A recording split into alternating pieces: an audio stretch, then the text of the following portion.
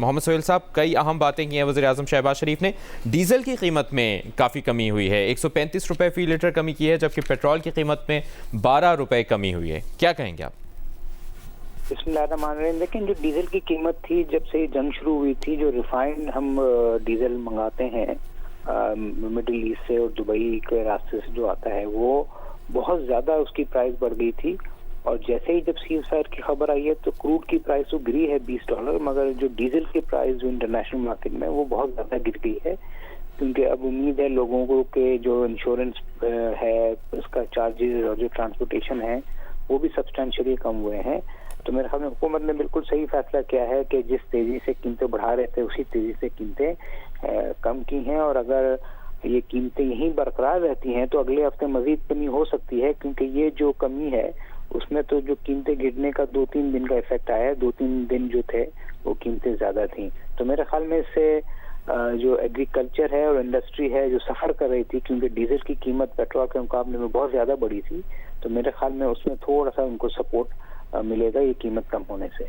और सोहेल साहब, इस पर भी रोशनी डालिएगा, जो वज़ीर-ए-आज़म कह रहे थे कि पिछले चंद हफ्तों में इस महंगाई को रोकने के लिए 129 अरब रुपए हुकूमत ने अपने तौर पर खर्च किए। जी, ये जब 28 फरवरी से जब से ये शुरू हुआ है तो हुकूमत ने जो तेल की कीमतें पास ऑन की, उसमें जो पीडीएल है, पेट्रोलियम डेवलपमेंट लेवी, जो 85 रुपये होता था डीजल पे और 85 रुपये होता था पेट्रोल पे, उसको हुकूमत ने कम किया। बीच में तो सब्सिडी भी दी, तो तकरीबन 100 से 125 अरब रुपए का हुकूमत ने खसारा किया है। और वो मेरे ख्याल में IMF के साथ अब फाइनेंस मिनिस्टर डिस्कस भी कर रहे होंगे कि उसको कैसे पूरा किया जाए ताकि पाकिस्तान को लोन मिल जाए।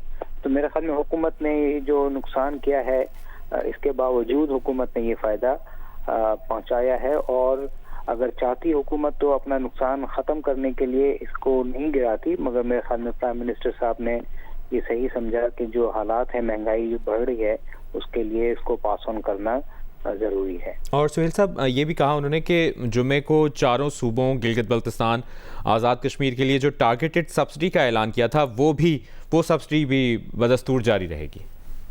जी, ये भी एक अच्छा कदम है, क्योंकि जो गरीब है उसके लिए तो पेट्रोल सस्ता होने के बावजूद या डीजल सस्ता होने के बावजूद जो जंग से पहले के रेट से उससे तो अभी भी ज्यादा है। तो इसीलिए मेरे ख्याल में ये जो मोटरसाइकिल को 2000 रुपए दिए जा रहे हैं पर मोटरसाइकिल रजिस्टर्ड इनके नाम पर है, वो कंटिन्यू रहेगा। तो ये खुशाइन बात है। और मेरे ख्याल में IMF भी इस पे नाराज नहीं होगा, क्योंकि IMF का फॉर्मूला ये है कि जो सस्ती चीजें हैं या सब्सिडी है वो सबको नहीं मिलनी चाहिए, सिर्फ गरीब लोगों को मिलनी चाहिए। तो और आपके ख्याल में आपका क्या तज़किया है, तेल की आलमी कीमतें कहाँ तक जाती हुई देख रहे हैं आप आने वाले दिनों में? देखिए, सब डिपेंड करता है जो सीज फायर जो है वो कितना कायम रहता है और जो मुज़ाकरात हैं इस्लामाबाद में वो कहाँ पहुँचते हैं। हमारी एक्सपेक्टेशन है कि अगर किसी तरीके से ईरान और अमेरिका में जंग बंदी पे एग्रीमेंट हो जाता है तो जो कीमतें हैं अभी जो 95 से $100 के करीब है, वो हो सकता है दोबारा $80 के करीब आ जाएंगी। और उसका फिर असर ये होगा कि पाकिस्तान में भी डीजल और पेट्रोल 300 या उससे नीचे हो जाएगा।